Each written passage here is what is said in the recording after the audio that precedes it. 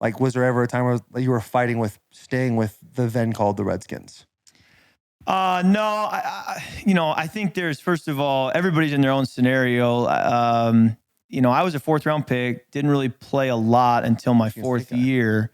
So I understand, it's different than being a 1st round pick who starts all 4 years, so I'm aware that, you can move on, players move on. It happens. I remember Greg Olson's probably a great example of a guy who to this day I always wonder, like, why was he allowed to go to free agency and leave and go to Carolina? But he was, and he did. And so it does sometimes happen, but it's uncommon. I remember Coach Gruden saying to me, like, we'd love to draft a tackle at one point in my time there. We'd love to draft a tackle, but they're not like, you have to draft one because great tackles are not available in free agency typically, because a team who has a great tackle does not let them just walk out of their building. Right.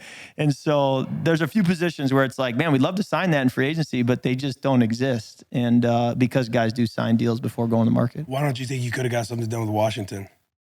You know what? The message was from my agent was, we want to go to the market.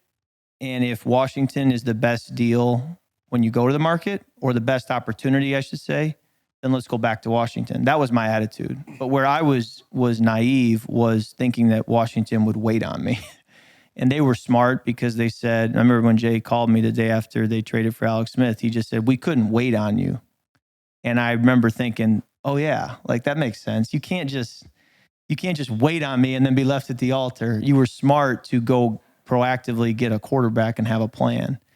And but the whole process for me was, I still think Washington is very much the best spot for me. I would just like to go to the market first and see what is out there. And then if it's Washington, it's Washington. And I think that's the thing that people don't maybe realize, is when you're drafted out of college, you're drafted. You're told what your contract is, and then you're franchise tagged, or you sign an extension, and no one ever really gets to pick their situation or see what's out there for them, or truly be a free agent. So I just wanted to see that. But if it's Washington, after looking around, then it's Washington. I actually thought it probably could or would be. Yeah. They just said, we just can't wait on you. And I thought, you're right. That's smart. You really can't, wait. Was there anything Washington could have done that could have changed your messaging from, we want to go to the market? Because you'd almost think like, yeah, your messaging is like, oh, we'd like to go to the market, but if you're happy where you're at and you kind of want to make the long-term plays, or anything they could have done that they didn't do? I don't think so. I think that, when Sean McVay moved on, that was tough to see him go. There have been so many good coaches there that had left. Isn't that nuts? Oh, brother.